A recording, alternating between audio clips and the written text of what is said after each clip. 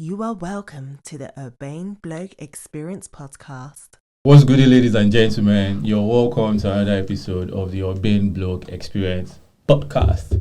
We're back again, and in the building, in the studio, I have one awesome, amazing guest with me.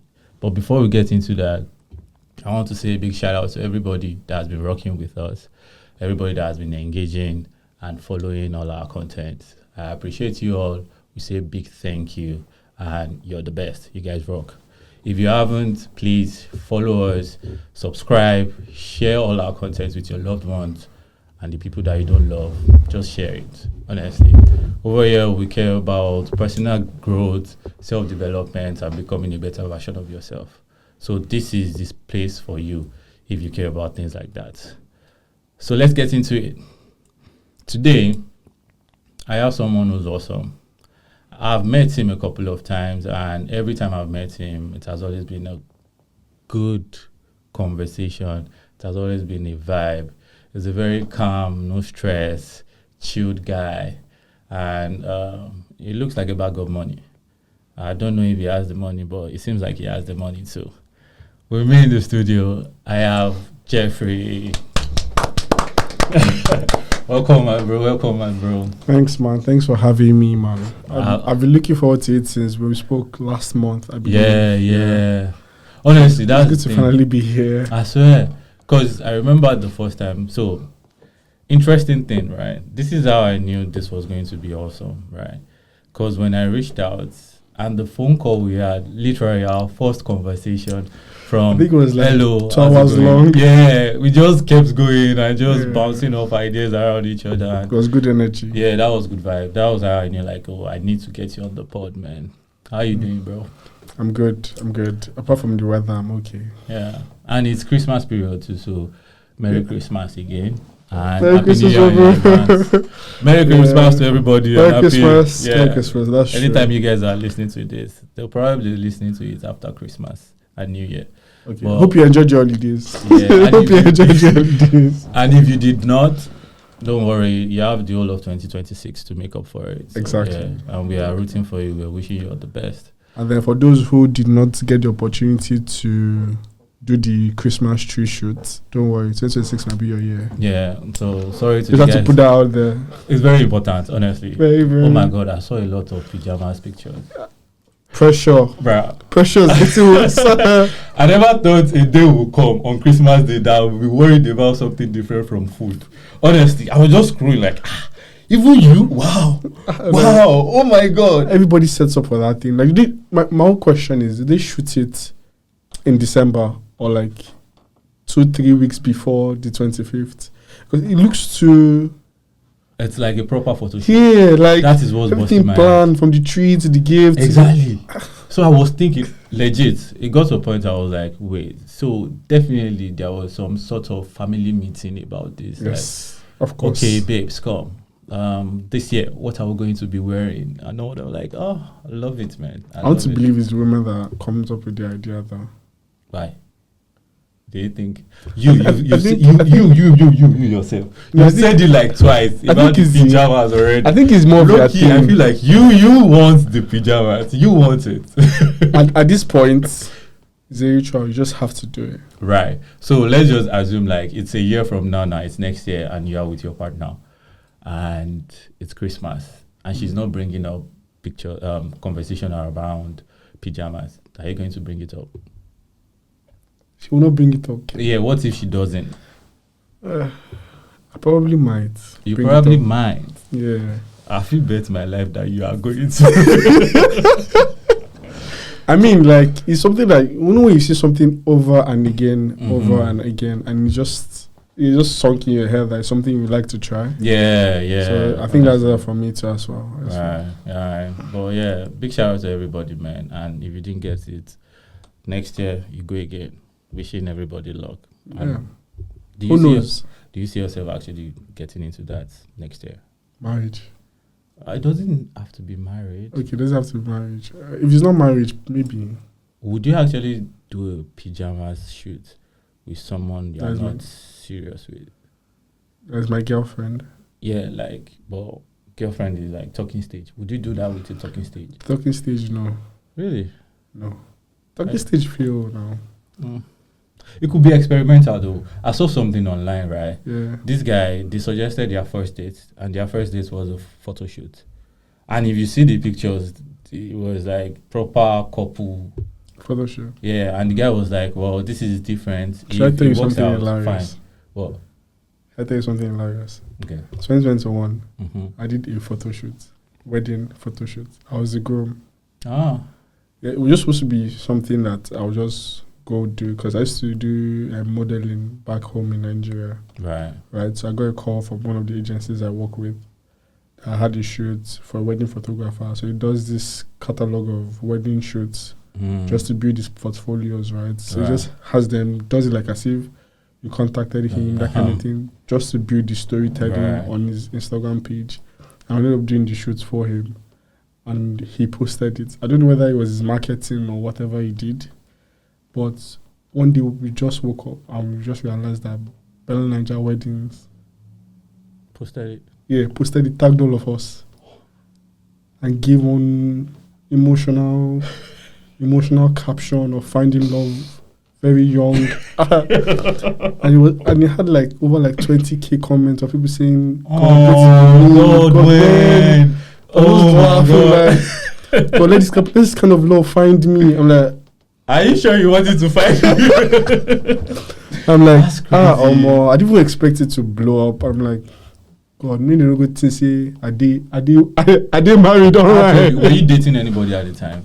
No, Okay. I was not. So imagine you had a girlfriend and she sees it on Bella Niger. How won't they explain in our shoot? Oh my God, Jeffrey. But you You're said actually married. You said Nigerian men. Oh my God. Nigerian men. How do you actually explain that? It's a photo shoot, baby. I promise. It's a photo shoot.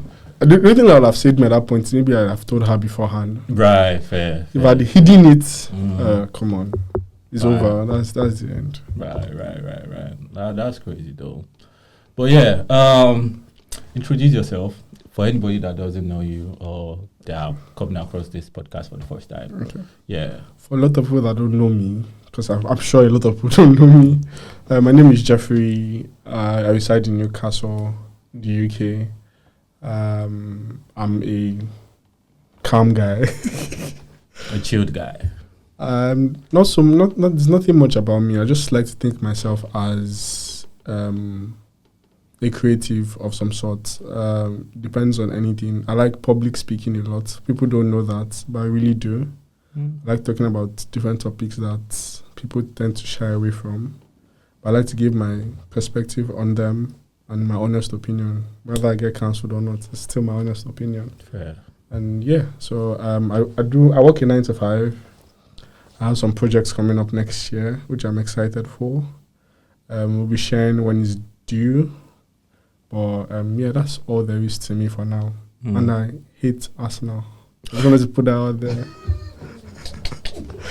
No, like people need to know the extent as to which I would hate watch. So yeah, that's it.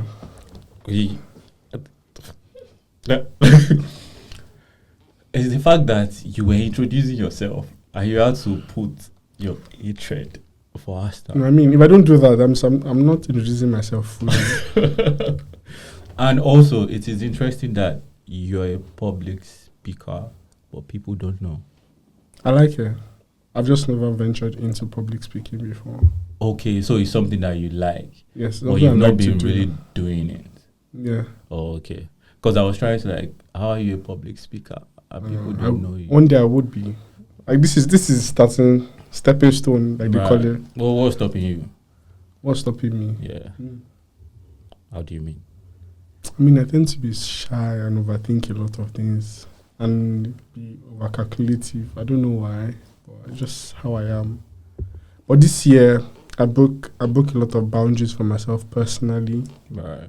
And then it has landed me here. Well, so, yeah. I'm doing something right. Well, to be honest, though, you don't seem like someone who's shy, who wouldn't want to like get out there and speak about things. I mean, that's the confusing thing about myself. Because again, I know for a fact that I'm not shy because I'm an extrovert. Like I enjoy talking to people. I'm not one to shy away from that. Right. But again, it's just the whole the whole idea of fear. What are you afraid of? Let's unpack that. That's the thing. I don't even know what I'm afraid of. You already mentioned that you're not afraid of being cancelled. Yeah, I'm not afraid of that one. So, but I think it's just, again, self-sabotage, masked in fear. So again, you want to try something, you want to do something, but at the same time, there's a part of you that tries to convince you that what if this thing doesn't work out? So you also want to now try and ensure that it works out. Right. So again, I start to max everything under some big words like I'm a perfectionist. I want everything to be prim and proper, that kind of thing, before I now venture into it. And there's a popular person I follow on social media. His name is Salem King. Yeah, I know. He made a statement saying that don't let the execution, don't let the idea and the execution be far from each other. Right. So don't let the gap between both not be too far. Yeah. I think that's my own mistake. The gap is always too far. So by the time I have the idea and I try to do prim and proper, perfectionist, all of those things, the execution is like 3 months after. Right. And then that ginger has gone. Yeah. And then I haven't created anything to build on with discipline. You know, if like there's ginger now and I start something, the ginger goes, but because I've already started, that's when discipline will come in. Right. But because I've not started anything, discipline cannot come in. Because what will I be disciplined doing? Nothing. Because I've not started anything. So you know what I think, all of these things mixed together. Honestly, what the things that you just said right now, I can relate to it a lot. Yeah. Because I feel like there were a period in my life that I was literally there too, honestly. And I think when you mention, I don't think it's fair. I don't think you're afraid of anything. And the self-sabotage is coming from, you actually know that you are good at this, but you don't want, and honestly, I'm not trying to, this is not a therapy or anything. I mean, but this is it might help me more than I think. Theory, right? So you actually know that you are aware of your potential. And now there is the reality that if I start testing, I will probably do very well the first 2 or anytime I start it. But because I've done very well and I'm aware that I'm really good at this thing, that means I have to constantly be showing up and be delivering every time. And that is something that scares you. So you figure, I'm probably not just going to do it. I think you're more concerned and more afraid of the commitment of showing up every day than actually just thinking that, I'm afraid of doing it. I don't know if that makes sense. It actually does make sense because apart from that as well, there's a couple of times I've caught myself saying, am I ready for the success that comes with this thing? Right? Because there's some success that will put you out there. Yeah. Right? And I'm like, am I ready for the exposure that comes with this thing? I'm like, because you can low-key make your mistake and nobody's seen it. But if the exposure comes and you go and mess up, but honestly, now it's the bigger way to clean up. I'm going to tell you something like this, right? I swear to you, people don't really care like that. I know. I swear. I agree. People don't care about you like that. I agree. It took me a while to actually figure that out. And for me, it was even so I did something, I was telling my partner about it. Usually when I started my videos that I post every time, I have not made one video that I genuinely love. I'm like, oh, spot on. Correct guy. You're speaking sense. Honestly, none. Yeah. But every time, it's like, this is cringy. But I still get to do it. So what I started with is I would use background music to just filter it. My mistakes, my pronunciation and all of that won't be so obvious. But I took the leap of you know what? Fuck all of that.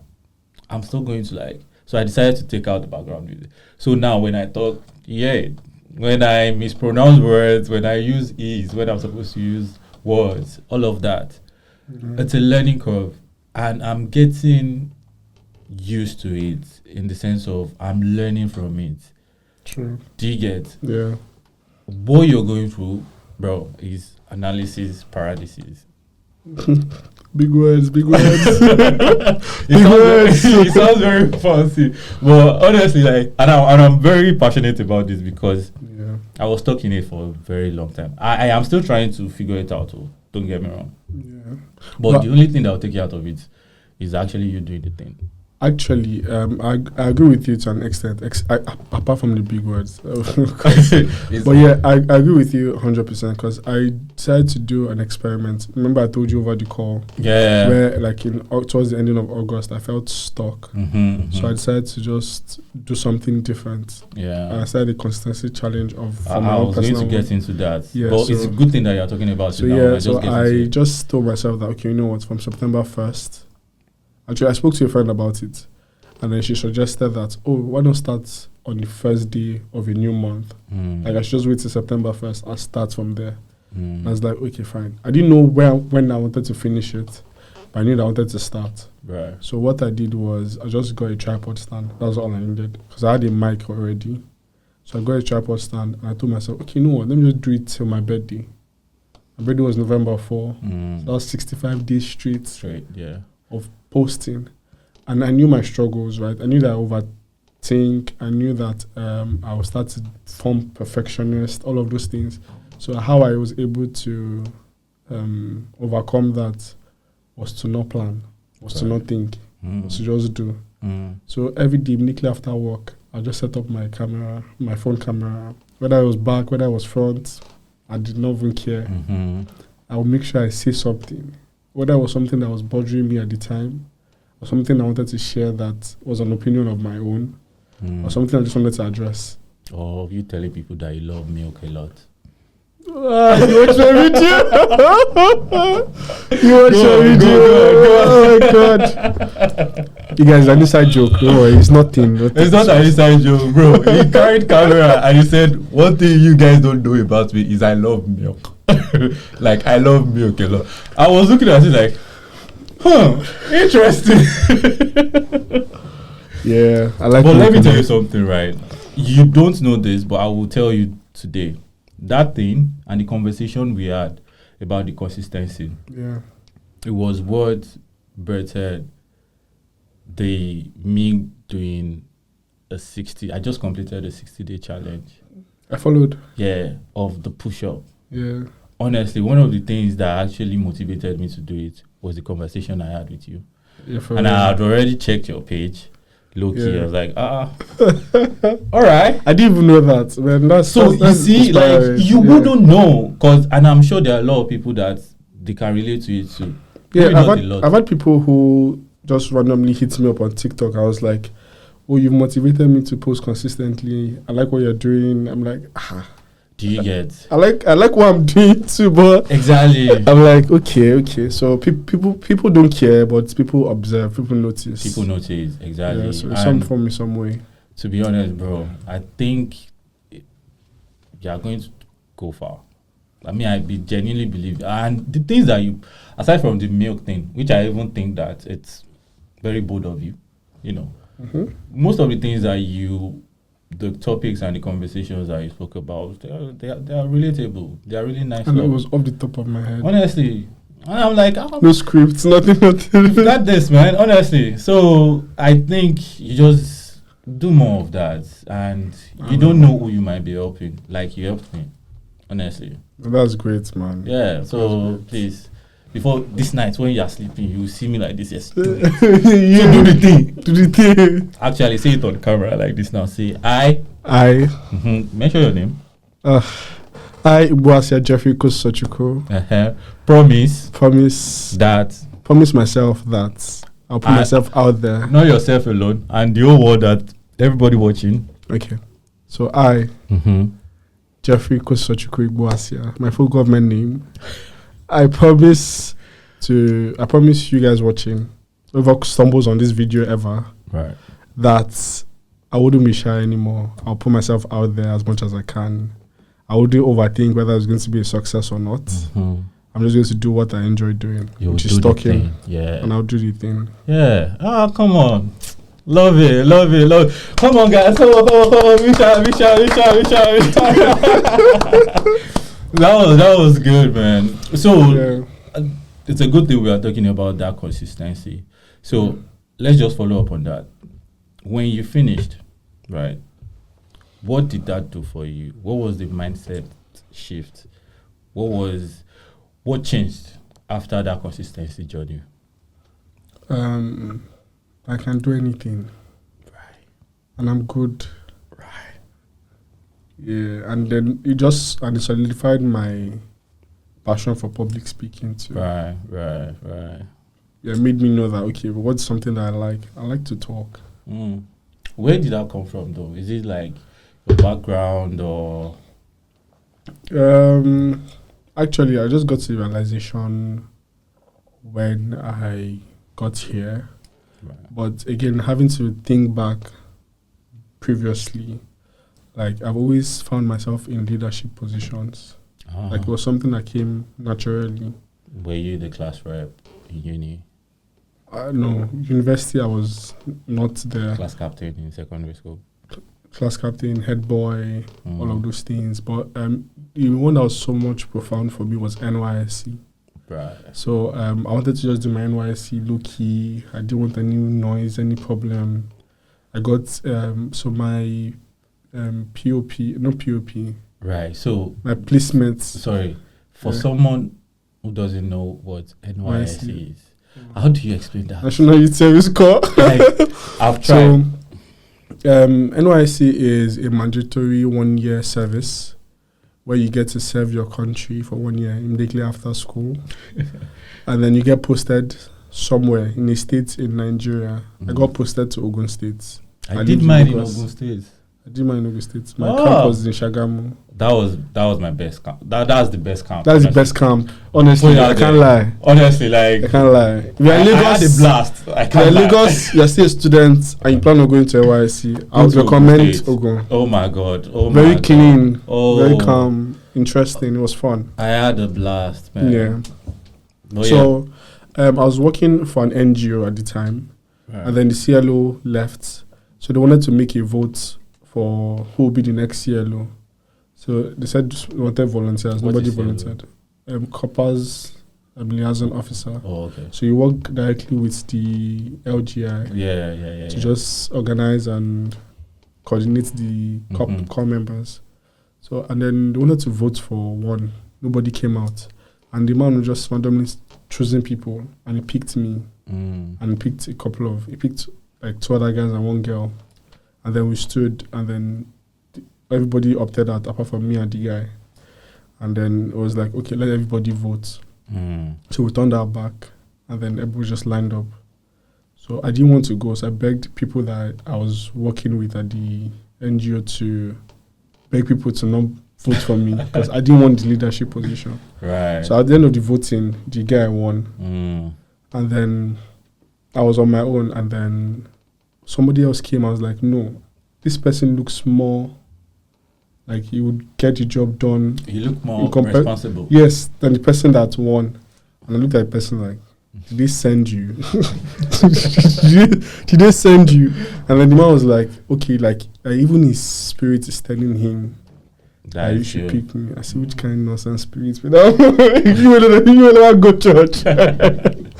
So I was like, then he now said, you know what? Then they asked me where I was working. I told him the NGO. It was like it was easier for him to pull me out of that, right, than for him to pull the other guy out of his own workplace. Yeah. He just said he has made up his mind. Called everybody back. This thing is null and void. And then you are the guy. That's how he just gave me the position. And I was like, more. And I was like, okay, fine. So I just made some policies for myself, like a lot of things. I will never have anything to do with anybody. What do you mean? Like anything relationship, anything. Oh, okay. Yes, nobody. Right. Nobody or like no core member. No core member. Okay.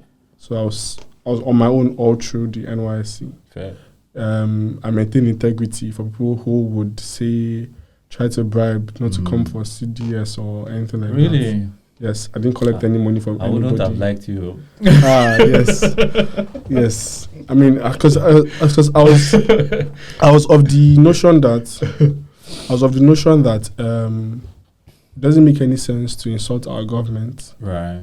and then go ahead to be the same person. Yeah. Be the change that you want. Do you understand what I mean? Like, I know that my integrity is not as strong as being in a political seat where they're bribing you like maybe like $1 million or something. I feel you. But my own space, like I cannot be a hypocrite by shouting out the government and I'm doing the exact same thing. Yeah. So I always, if you want to go and meet the LGI, if it tells you anything, that's fine. Me, I'll do what I came here to do, and I'll bounce. And that's what I did. I was after I left because I didn't even know how much impact I had made until I left. When I left, everybody just kept on texting me. Oh, Jeffrey, we miss when you were CLO. Miss this one, miss that one. This is not relevant though, but just if you were to put a percentage on it, what gender was texting you the most? Men, actually. We're thinking it was women. Okay. No, it was the guys actually. Even my LGI texted me. He said he missed how I used to run everything. Oh, that's awesome, man. Yeah. That's cool. He even tried to bring me back to give me a full-time job. I was like, no. Why? Shagamu, no. Oh my God. Like every time you say Shagamu, I'm just thinking. Like I should leave Lagos and come out to Shagamu. Yeah, oh my God. Every time I go for clearance, man, it's always a struggle. I swear. Yeah, but I had a great time there. Awesome. Now, let's follow that to where you are right now. And if you were to use a word to describe where you are mentally in the space of life right now, what word would you use?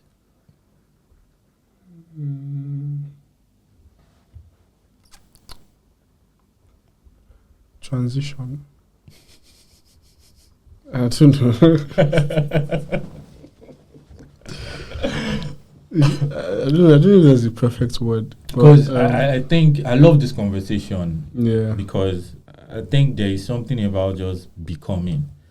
From what we've spoken about so far now, it's just like, okay, you finding yourself, you understanding yourself, self-awareness, you becoming the you that you're supposed to be, you know. So there's something about that journey that is always life-changing. There is always insightful. Yeah. If you were to put a word or how to describe where you are right now, how would you describe it? Maybe not use a word. Okay, to describe it, I'll say God's grace. Yeah, because again, majority of the biggest struggle of a man is his mind. I'll say God has played a huge role in that. Right, in having to put me in situations where I need to overcome that. Because I know that the idea to do the consistency challenge, although it is me, but I don't think it was from me per se. It just felt like a nudge in my spirit, which I feel like is the Holy Spirit that was leading me to do it, even if I didn't understand why. But yes, again, it caused a ripple of effects to different things, right? This year alone has forced me to grow. And then, unfortunately, people usually always say experience is the best teacher. Yeah. It's the worst, actually. I mean, it's funny that you're saying that on a Block experience. I mean, shout out to Urban Block, right? Exactly. See, this is the reason why we have this podcast. Yeah. What you've gone through with your experience, you probably learned the hard way. Yes, exactly. There is someone out there that is going to listen to this, and they won't have to go through the same thing because you are sharing your experience. Other people's experience is the best teacher. I swear. Not just experience. The shege they've seen. Yes. You quickly learn from it. So you don't go through your own experience is the worst teacher because you would have already gone through it for you to learn. So you have to experience it first for you to learn. Right. So worst teacher. Like you said something about growth, and I've always had this stand on growth. Like there is no pain, there is no growth without pain. So if you're going to grow, there are some things, there are some shedding, there are some hard lessons that you have to learn. There are some just difficulties that you have to face to take you from the place you are to the next level. Exactly. So you having to go through all of that, it could be very, very challenging. And the challenge is you don't get to decide how challenging it's going to be. The lesson you might want to learn, the lesson that God or the universe is trying to tell you is like, okay, be punctual. That could be the lesson, the take home from it. But the situation around it and the pain that you went through just to get and grasp that lesson of punctuality, it could be like losing your job. It could be losing something very, very important to you. For you to like get the realization that I need to be more punctual. And you know the exciting thing about that particular scenario that you gave, especially when it comes to God, is that it puts you in position to overcome it. Mm-hmm. And then His grace again continues putting you in position to overcome it. Right. And you will not leave that position until you overcome it. Like say you want to be punctual now. It will put you in positions for you to either wake up early or sleep early. So you can wake up early. Or set the alarm, or leave the house on time. Like different scenarios will come up that will propel you to be punctual. Then it's left for you to either take it or not. And the annoying thing and the ripple effect, again, I feel like it's His grace. But again, the fact that if you miss any of these steps and you're late again, that means you have to still get to the point where you would still have to take one of those steps and be punctual. As if it's still your goal to be punctual. Mm-hmm. So yeah. And there is a guilt that comes with it, especially when you're aware of the opportunities that you've had to, in this case, be punctual. Yeah. Like you've had these different options that you can explore to just manage your time well, so you can be punctual. But you chose to ignore it, and now life is lifing, and you're learning the hard way. So the pain is times 10 what you're supposed to be. And honestly, I like the fact that we're talking about growth. If you were to describe what does it mean to you? Growth for me is change.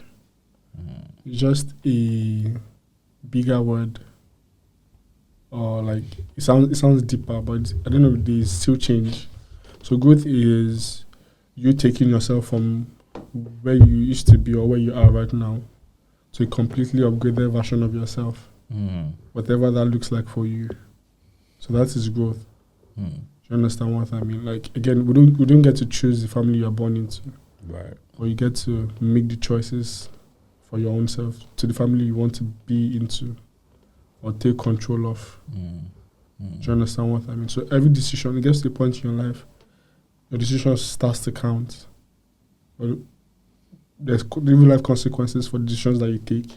There's still consequences for decisions that you don't take. Do you understand what I mean? So all of these things is growth and everything like that. So it's just, for me, it's change. That's what growth is about, change.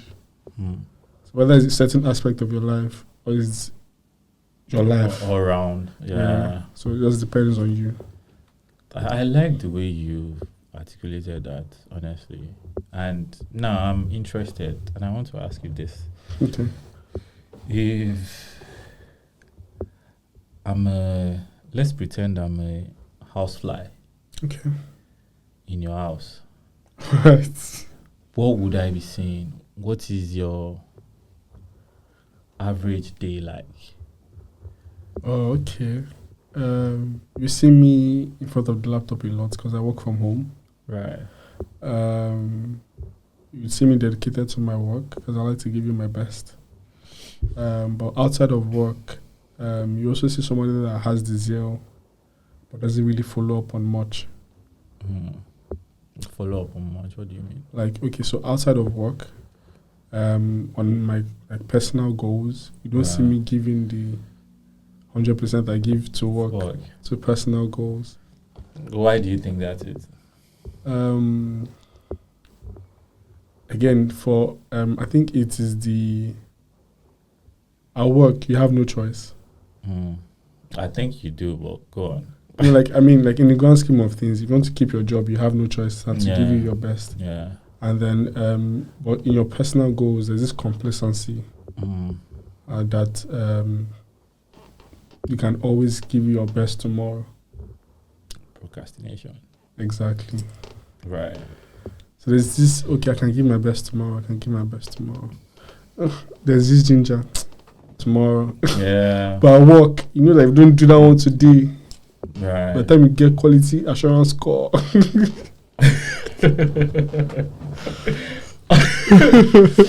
We've just scheduled some appraisal for you. You have to be like, boom, boom. Appraisal? I just did one like 2 weeks ago. You'll be like, this one is impromptu. Like, we just thought to just share some things, some details that we observed or noticed. I feel. So I remember the first time we were talking, and I think 2 or 3 minutes into the conversation, you were already like mentioning God, referring to God, and all of that. And it's something that I'm not sure what I was expecting, but I was not expecting that. And I don't know if it's myopic of me, but it was just interesting. And there was something refreshing about the way you spoke about your relationship with God and life and your outlook on life in general. So I wanted to just dive a little bit deep, but not too deep into that. But like, at what point what was your relationship with God like? And it seemed like there was a turning point for you, or has it always been like that? I mean, I grew up in a Christian home. I grew up. What form of look is it? I don't be. So okay, locking. Right. So I've always grown up a Christian, right? Church, prayerful mother, and everything. But I didn't really have an active relationship with God. Not until 2021 when I chose to give my life to Christ. Personally, it was in May. It was through my friend, shout out to Chinedu. But yeah, it was through him, and then I actively gave my life to Christ. I started building my relationship with God. But the same way I gave it to him, the same way I've collected it back so many times. Honestly, and that's, I like to be honest and raw. I appreciate it. My relationship with God, because again, there is I don't know, there's just something about honesty, right? Right. That shows that, okay, it's not an easy experience with him. My relationship with God, for a major part of it, has always been a selfish one. What do you mean? Selfish in the sense that it was transactional. Like, so you want something from God, yes. Then I will behave, I will act accordingly. Yes. Once it's done, I'll pray. I moved again. Yeah, I'll pray. That's how I was able to get my first miracle ever from God. Right, I had an issue in uni where I passed the course. When they were uploading it to our portal, our student portal, somebody mistakenly uploaded it as an F. Ooh. Yeah, so that led to me carrying over the course. So when I got to final year, I didn't want to write the course again. So I went to church on Sunday. I told my pastor I wanted to see him. And then after church, I took him to the altar and knelt down. I told him, this is what I want. I want to graduate with my peers. I don't want to write this course again because I know for a fact that I passed it. I want God to do this for me. And if he does it for me, I'll serve him the rest of my life.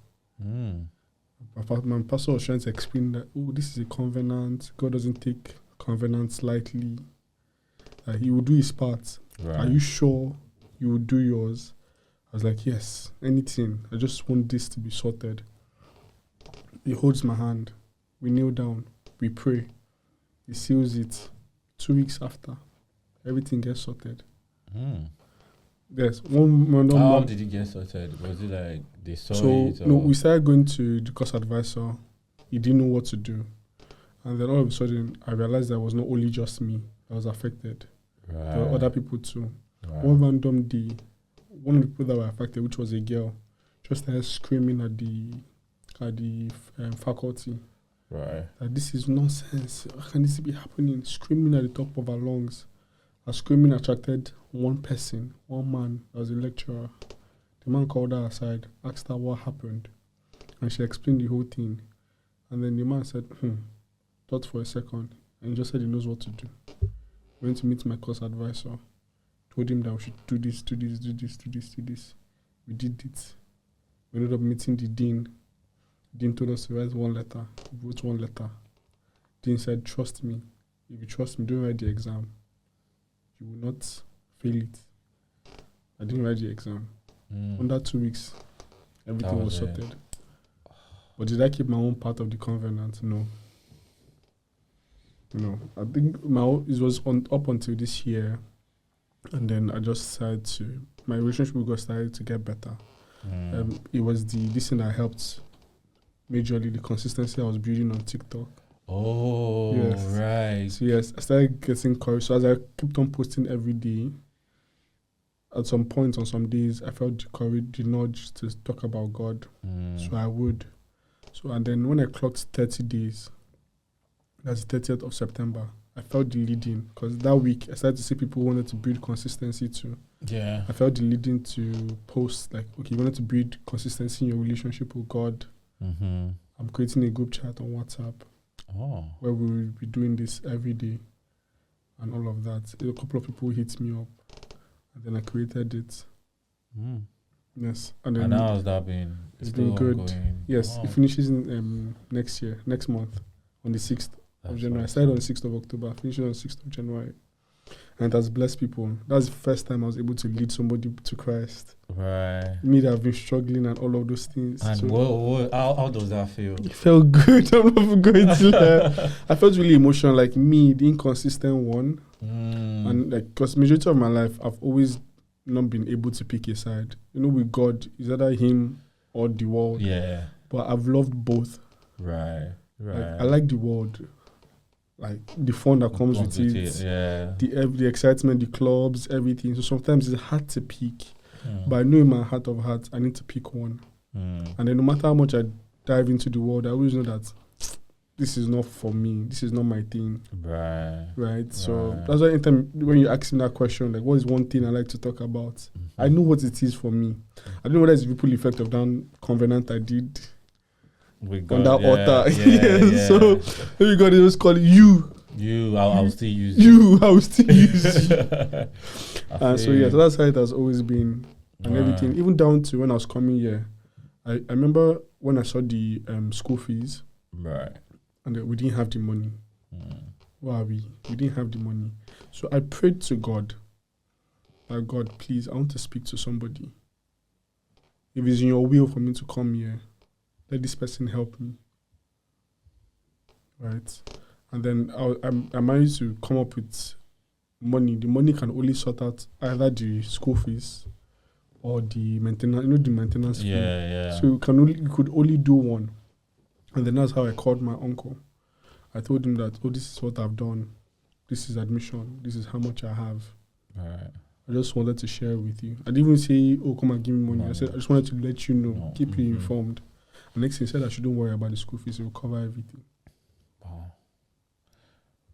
That's, oh my God. Yeah. I need uncles like that, man. I mean, but again, it's not even about the fact that he was able to do it. It was the prayer and the intentionality behind.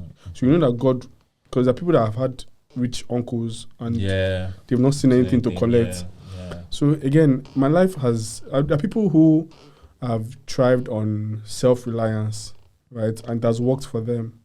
But for you, where you know that in your life, even for God, there was no way your self-reliance will have gotten you to this point. That was me. So I think that's so that's the thing that I said was performative, right? Because I've seen it happen twice now. I prayed for the results. I prayed for the money.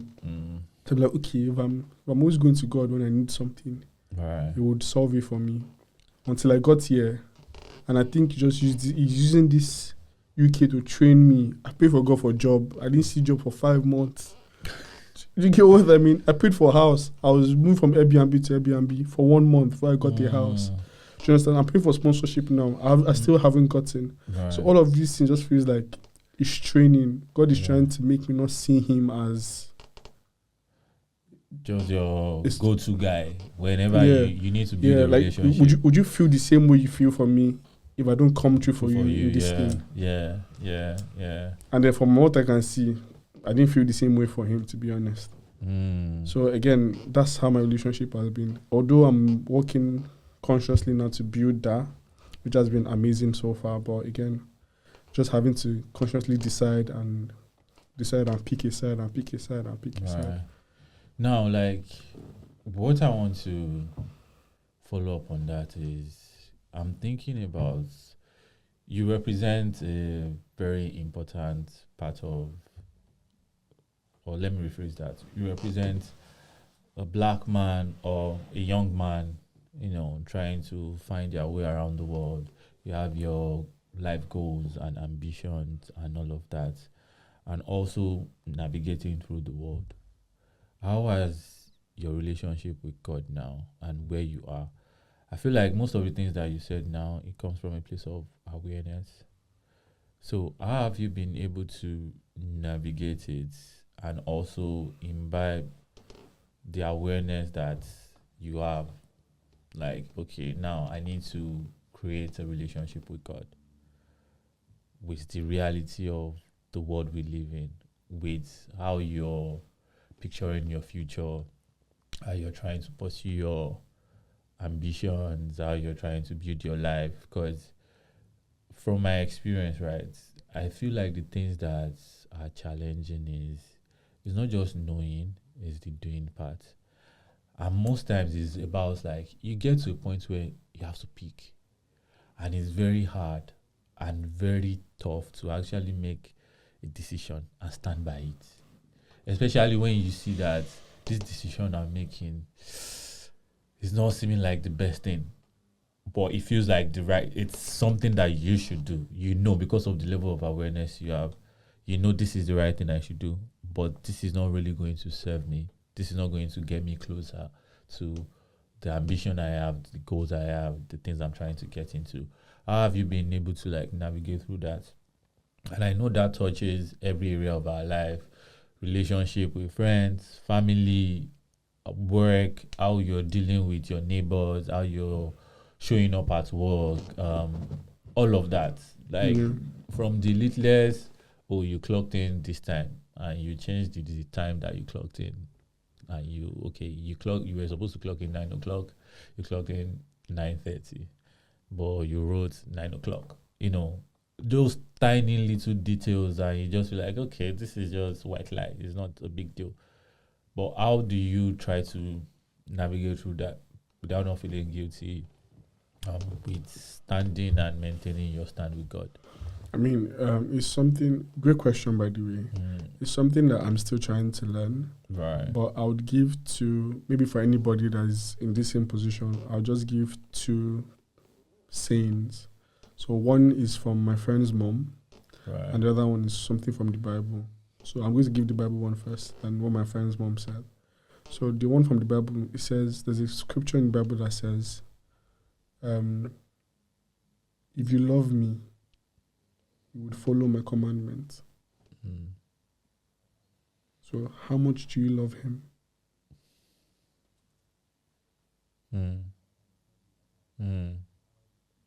Because the word Christians came from, was in Matthew, Antioch, where the apostles were spreading the word and everything like that.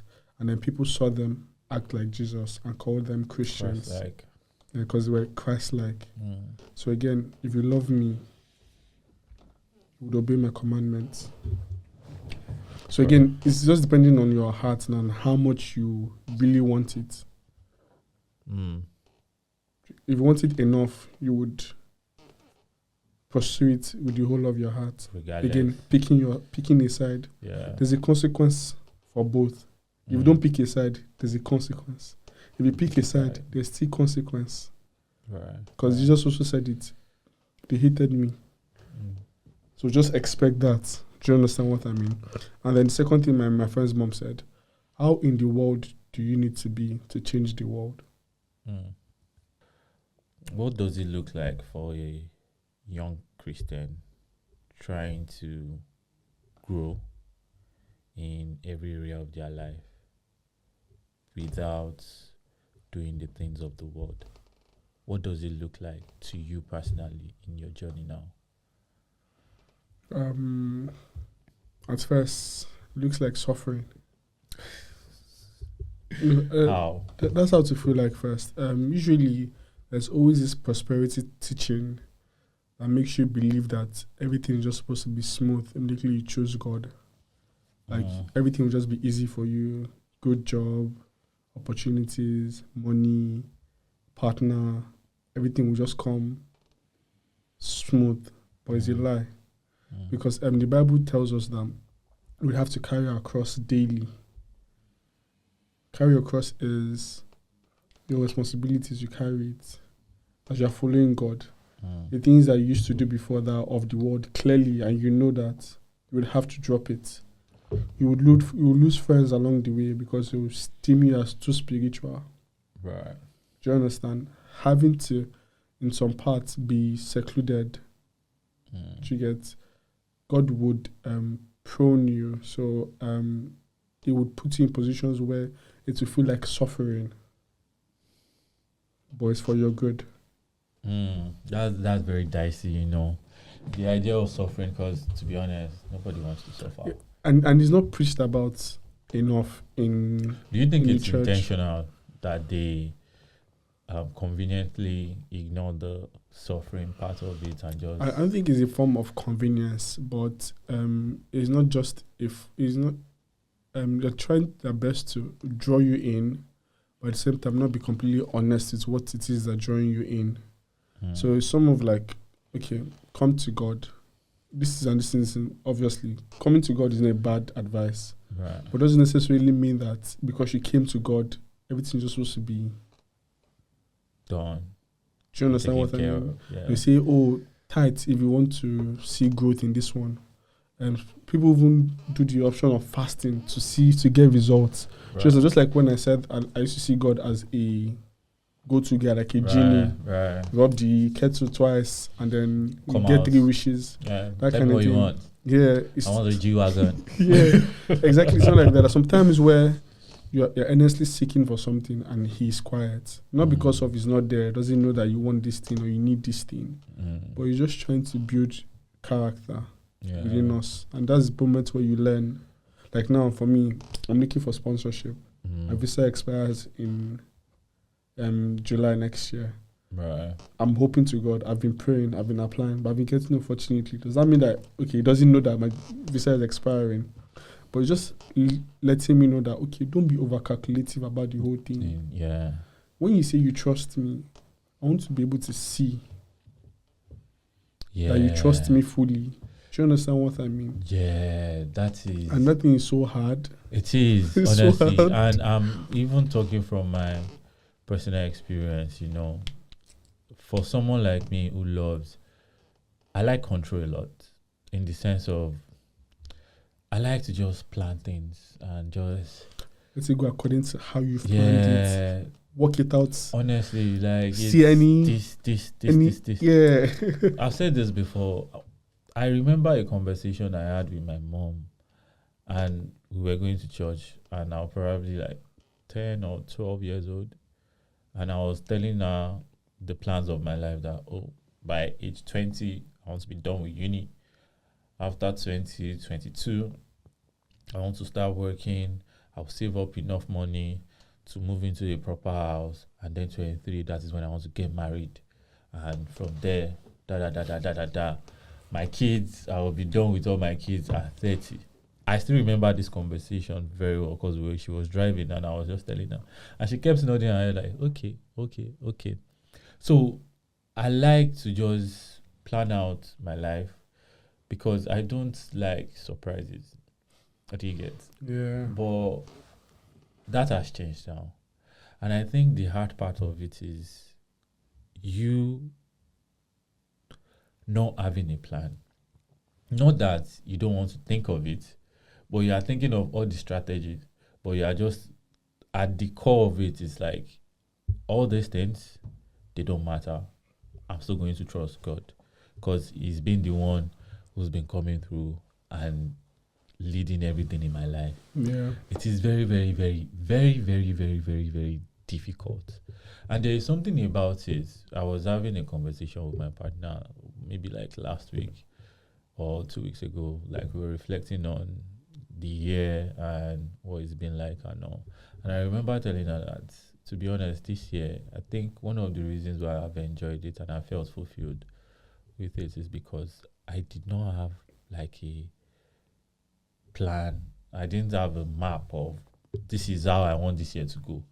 So I was in a state of presence, and also it was like I need to trust God. I just need to like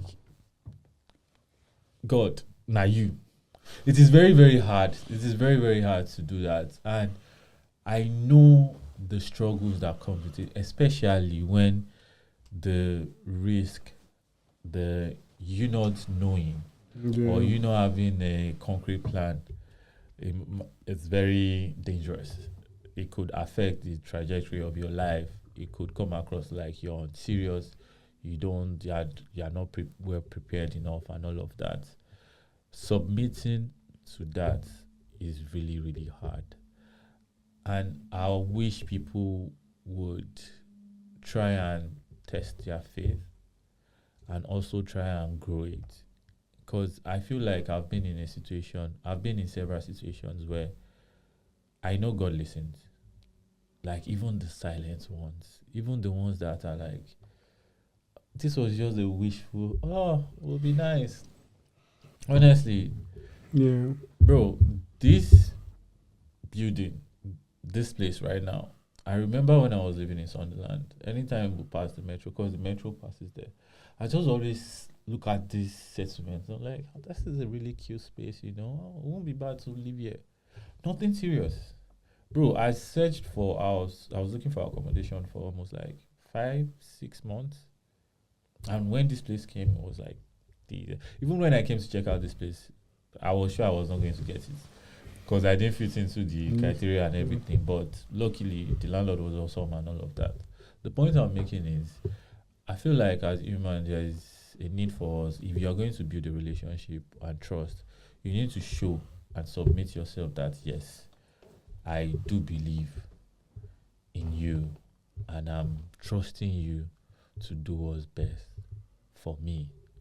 Even though I don't understand it, even though I don't have the perfect plan around it, I know you have my best interest at heart. Of course. And you will come through for me. Yeah.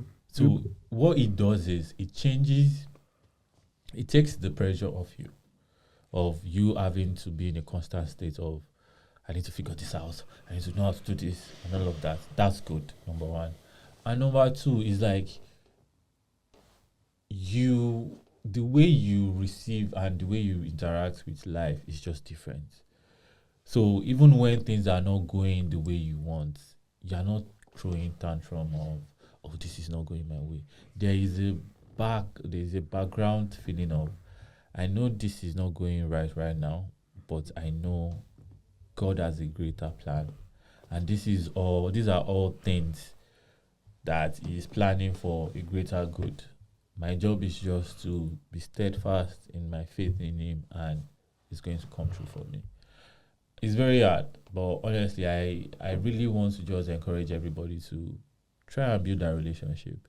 It's an exchange at the end of the day. If you love someone, you cannot love someone and not trust them. You cannot love someone and not want to build a relationship with them. You cannot love someone and not want the best from them or not want to give your best to them. So it's that way, and you have to create that relationship. And sometimes I just test God. It sounds a bit somehow to say, like, okay, this is my life. Do you, bro? Honestly. So I like that we're having this conversation. There will have experiences that you would see of what God has done in people's lives. Yeah. The man that started the whole early morning prayers, NSPPD. The pastor that started NSPPD. I've forgotten his name for some reason. I don't even know. Yeah, so again, Pastor Jerry Eze. So imagine if he didn't obey the leading. Because it was not started at first, then every other person adopted it eventually. And whether or not God has a way of, using you to, winners now or redeem. Do you get? They obeyed God and see how many lives they've changed overall. There's nobody that passed through redeem or passed through winners that cannot testify that some way, some form, that God has changed their lives. Right? I've seen friends go from 0 to hero just because they obeyed. That podcast I'm always telling you about. Yeah. That's their story. So he interviews people who are Christians now, but he speaks to them more about their past. So all the interview and all the questions is about their past, what they were before God. So that people can see, because people see the glorified version now, but they didn't see the burnt out version of how they used to be before God. Right. For example, there's a popular pastor that I really listen to his sermons a lot. It's called Philip Anthony Mitchell. Pastor Philip, he's the pastor of 2819 Church. He used to do drugs before. He has been to prison before. Right. God called him to be a pastor, and he ran away from that for 4 years before God caught up with him. Right. Yeah, but if you see the things that he's doing now, and you watch his sermon, you wouldn't believe that this was a gang member before. Yeah. There is a statistics, I'm not sure of the number now, but now there is an increasing number of Gen Zs actually going to church and looking for believing in higher power. Like there is a search of, I need to believe in something. Yes. I need to believe in something greater than technology. Everybody's coming to terms that this world is spiritual. Do you get? So it's that thing, they're hoping to cling to something. Exactly, and that tells you there is a feeling like people are looking for a place of belonging.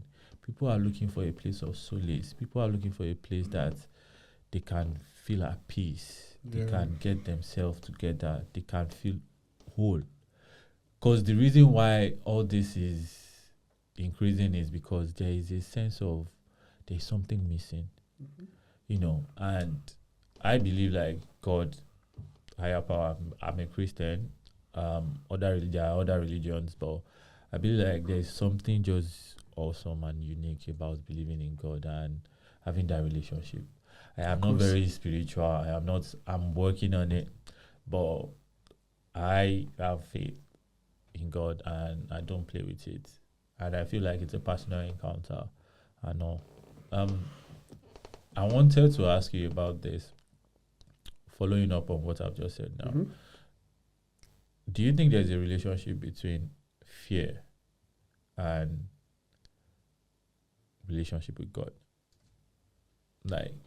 And I said this because growing up, the way we were told, particularly about Christianity, is, if you do good, you go to heaven. If you do bad, you're going to hellfire. So, to be honest, growing up, it was more of I'm doing right so I can just go to heaven. It was never really about I'm trying to build relationship with God or anything like that. It's just, I've been told if you do good, you're going to heaven. If you do bad, you're going to hell. Do you feel like it's the same thing now? I feel like it's changing now, but do you think there's a correlation between the two? Yeah, I mean, again, we just have to remember that our salvation was not through our works, right? We didn't have to work hard to earn the salvation. Salvation was just there. Like God already sent His Son to die for us and to wash us of our sins, irrespective of whether we knew Him or not. Right. So the salvation was already there for us to accept. We just had to believe it enough to accept it. So we had to believe that Jesus died for me. So Jesus loved me so much to have died for me, to cleanse me. Right? So my goal now with God is to know Him.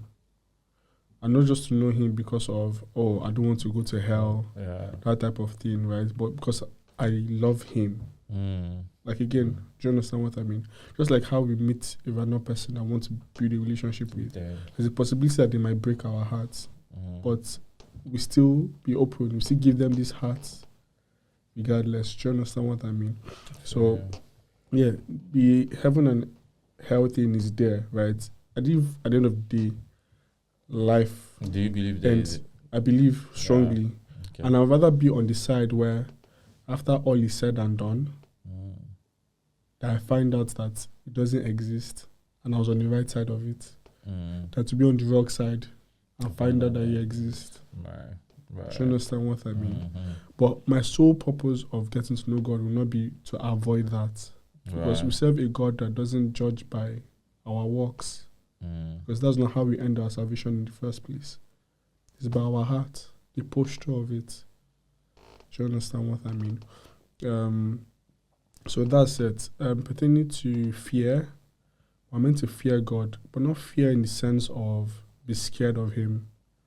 Fear in the sense of respect. So you respect and honor this person because he has his kind of like a levels above you that is so extraordinary to the point where you just have to respect it. It's like your mother and father now. You fear them out of respect, not because you're scared of them. Do you understand what I mean? Some are scared of their parents. Some are scared of them. But I get what you mean. yeah, in the context of what we're talking about, Right. the fear is just out of respect. Respect in the sense that you know that God is sovereign. You know that God is God. Right? It's when I gave you life, I gave you breath. So you have to consciously walk towards the fact that you're honoring Him in everything that you do. Right. Yeah, so that's just where the fear is, not like a form of this thing. I know there are actually Jehovah's Witnesses. Shots fired. I'm sorry. But growing up, where they always, mount their speaker and start emphasizing so much on hell, like as if that is the only reason as to why you should be a Christian. So you can just avoid it. Yeah, so you can just avoid it. But getting to know God is not just about avoidance. There is joy in the journey as well. Right. There's joy in the knowing. There's joy in the salvation. There's joy in the relationship. There's joy in the mold. There's joy in the growth. You get seeing your life change drastically. It's something like, just like going to the gym. Perfect example of going to the gym. Do you understand what I mean? You have a goal in mind of how you want your body to look like by the time you are done. How long will it take you? You don't really know. But what do you keep on doing? You keep on going till the results start to show. That same thing with God too, right? We don't know when He's going to come. We don't know when we're going to die. But we keep molding ourselves till we start seeing the results. The results will definitely show. Right. Just like if you're going to the gym consistently for a year and nothing shows, something is wrong. And it's not the gym. True. It's definitely not the gym. Exactly. Right. Yeah. So yeah. Thank you for saying that, man. And I really appreciate this conversation. And I think it's refreshing to actually see people and young men outrightly come out and talk about God like this, honestly. So personally, this question is for you now. And what is your regular day like? What do you do for fun? What kind of person are you? Fun. I like to hang out with my friends a lot. Right. Yeah, I like to hang out with my friends a lot. I like movies. I like to watch movies. Yeah. I like to play game. Yeah. I like to play FIFA. It's called FC now. I just like to have fun. But at the same time, I like to be indoors. I'm a homebody. My friends know. Like any day, anytime, you always catch Jeffrey inside the house.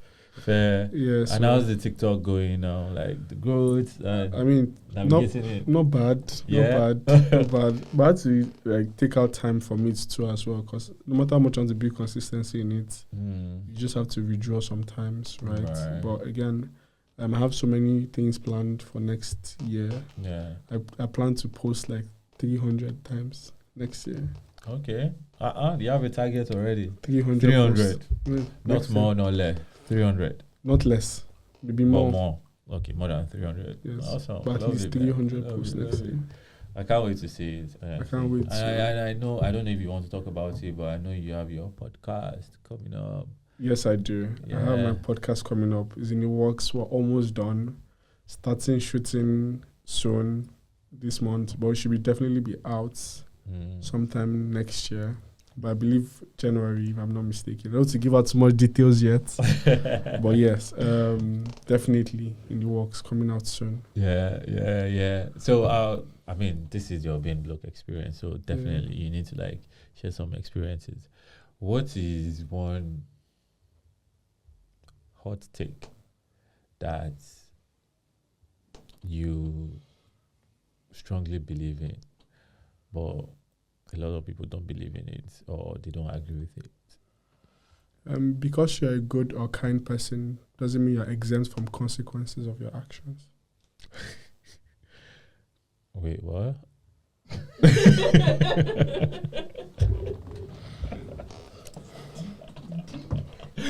Say that again. Because you're a good or kind person, Right. doesn't exempt you from facing the consequences of some actions that you take. But I don't think people think, oh, because you're a kind person or you're a good person, some things are not going to happen to It you. will shock you how people who are kind and good somehow expect the world to be kind and good to them. That's ridiculous. They are whining themselves. Really, I don't think the world operates like that. If I'm good to you, do you don't think that I'm well within my rights to expect some form of good? You could expect it, but it's not like you should. Well, I feel like people should know how the world operates, and that you are being good doesn't mean like you get rewarded for that. But sometimes you get rewarded for it. And when I get rewarded, doesn't mean the reward is always good. You can get rewarded for. The reward might be bad, but depending on the thing. So again, because you're a good person doesn't mean you're exempt. Right. So Okay. same thing to with Christianity. Because you're a good person doesn't necessarily mean, doesn't equate to the fact that you have a seat in heaven because you're a good person. Your city is not secure. Yes, it takes more than just being good. Right. It takes you being righteous. So again, that's for me. I feel you. So I know you touched on back home, Nigeria. What do you miss the most about Nigeria? Access. Access Yeah. to what? Access to everything. I don't want to cast us too much, but man, access to the fact that we don't have to pay bills every month. Access to the fact that there is availability of different options of food. Right. Access to the fact that there's family. You still have options, yeah. No, you have to be going to African store. Well, yeah, you get. Sometimes you just want to wake up and go to one mama put that's close to the house. Bro, I actually made some proper rice and beans, man, Yeah, with I mean, fried meat. there and is. pepper I have a stew. spot. Mm. Do you live in Lagos? No. I have a spot in Lagos. Yeah. In Ikeja. It's around Ikeja training school. Mm. Ikeja police training school. So inside there is a Yoruba woman that has a shop. See how specific I am? Yeah. She sells the best amala. I can tell you for. I don't see the whole of Lagos, but she has a good shout for mainland. The woman is too good. The amala is madness. I can tell And you stuff like miss the that. amala. And then there's Sunday evenings, National Stadium. There's a joint there in Kobe. Like, I mean, like, the access to all of these things, right? And then the majority of your friendships that you've built over time, 10 plus years of friendships, even family, everybody's just scattered around the world because of a better life. Right. I miss that as well. I feel Yeah. you, man. So that's what I miss the most, access. Fair. And last one, because obviously, I know you're a very stylish person. What is your drip process like? What is your fit process? How do you figure out what you're wearing? How do you make out time like, okay, this is going to work for me. If I layer this and this one, it's good. And what fashion advice would you give to anybody listening out there? For me, because I'm light skinned, I tend to go for always dark outfits. Right. I wouldn't call myself like a fashionista, right? I just do what works for me. But you've been told like you dress well, right? No. Have you told me before? No, I'm just asking. Maybe once or twice. Once or twice. Yeah. Oh, okay. It shocks me every time too. I don't consider myself as one. It's even better that way now. If you don't consider yourself as, so that means you're just doing it all natural and just putting on things. So because usually I always go to black because it complements my skin tone so much. Right. You see what I'm wearing now, black. Black. I feel like everybody that has been coming on this pod has been wearing black, you know. I swear. Yeah, I like that before. And one fashion advice I would like to give is wear black. Like you can't go wrong with black. That's the fashion advice. I'm sorry. No. That's not a good fashion advice. What? People is arguing my own advice with me. No, I take it back. Put sprinkle some color on it. It's not black. I know I'm wearing black, but still, there's a reason why I'm wearing black. Black is actually very lovely. And but wear some colors. Wear a cap with a different color. Exactly. Exactly. Right. So we've come to the end of this. What is the one thing you would like to just put out there? I would say try new things. See me trying. This is the first time I'm ever speaking in public. Welcome, bro.